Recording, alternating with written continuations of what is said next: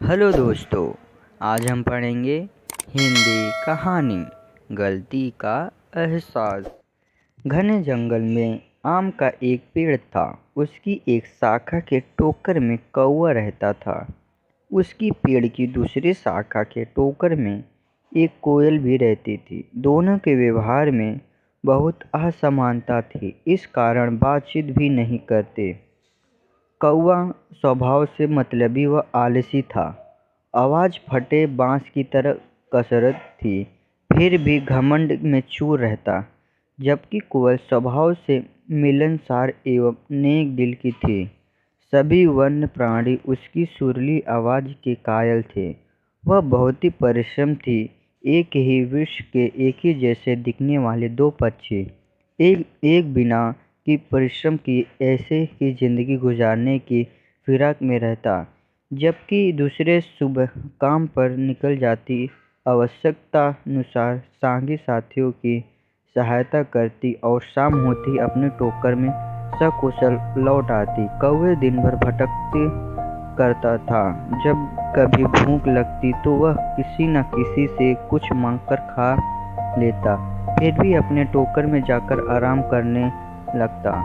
मौका देखकर कभी कभी वह कोयल के टोकर के खाना भी चुरा लेता था। कोयल के शुभचिंतक जब कौवे की इस हरकत के बारे में बताते हैं तो मुस्कुराते हुए कोयल बोलती है, दरअसल वह सोचती, थोड़ा सा खाना चुरा कर मेरा भाग्य थोड़ी चुरा लिया।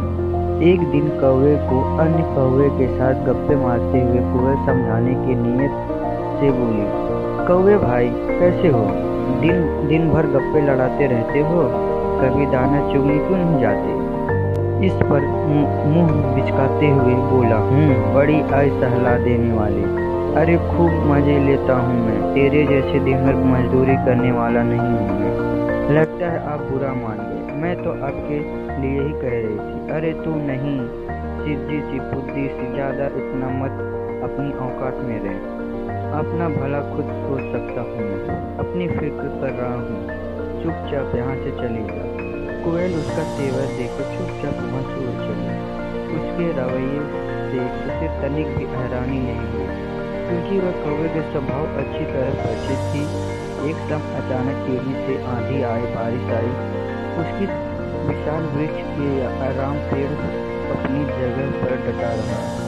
हवा के थपड़े व बौछार इतनी तेज थी, कोटर से बाहर निकलना मुश्किल था। सभी वन्य प्राणी जहाँ तहाँ छिपे थे। 2 दिनों पश्चात हवा के रफ्तार के साथ बारिश भी हुई। कोयल के पास खाने पीने के लिए कमी नहीं थी। वह अपने टोकर से बाहर झाँककर बारिश मजे ले रही थी।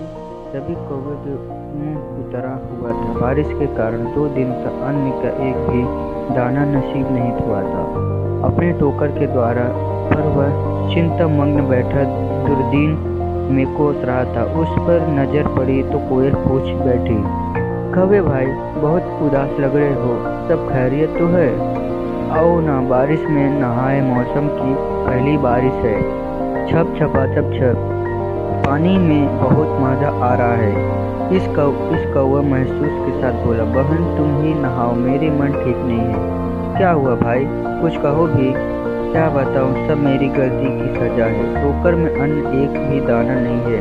2 दिनों की भूखा हूँ। लगता है भूख के कारण जान निकल जाएगी। क्या करूँ, कहाँ जाऊँ, कुछ समझ नहीं आ रहा है। तुमको हमेशा तुम मानता रहा, तुम्हारे मजाक उड़ाते रहा। काश मैं तुम्हारी बात मान लेता, दिन ना देखने पड़ते। अब क्या करोगे भाई? कोयल भी बहुत महसूस से पूछा। क्या करूं बहन, यही तो सोचकर बहुत बुरे वक्त में कोई साथ नहीं देता। नहीं, इसके लिए भी मैं ही जिम्मेदार हूँ। तुम्हारे जैसे नेक मित्र के साथ भी मैंने कभी अच्छा बर्ताव नहीं किया। कहते कहते उसकी आंखों में आंसू झरने लगे। उसे अन्न लगती हुए रहती थी। कहने लगी, पता है बहन, तुम्हारे अनुपस्थित में कभी कभी मैं तुम्हारा खाना भी चुरा लिया करता था। उसी आदत के कारण आज मेरे पास भूखा हूँ। कौवे अपनी गलती का एहसास करता देख कोयल को एक दिल बसीज गया। वह स्नेह से मुस्कुराते हुए बोली, भाई तुम दुखी मत हो, तुम्हें अपनी गलती का एहसास हुआ, यह बहुत बड़ी बात है। टोकर में बहुत खाना है, पहले तुम चलकर पेट भर खाना खा लो। बस एक वादा करो। क्या बहन बोलो। कौवा बोला, यह कि अब तुम जीवन में फिर कभी आलस नहीं करोगे। कोयल बोली, कौवे दोबारा कभी आलस नहीं करने वाला वचन देता। फिर कोयल के साथ खाना पीना, अपनी भूख मिटाई। प्यार कोयल जैसी अच्छी पड़ोसी को पाकर वह खुश से फूल नहीं समाये।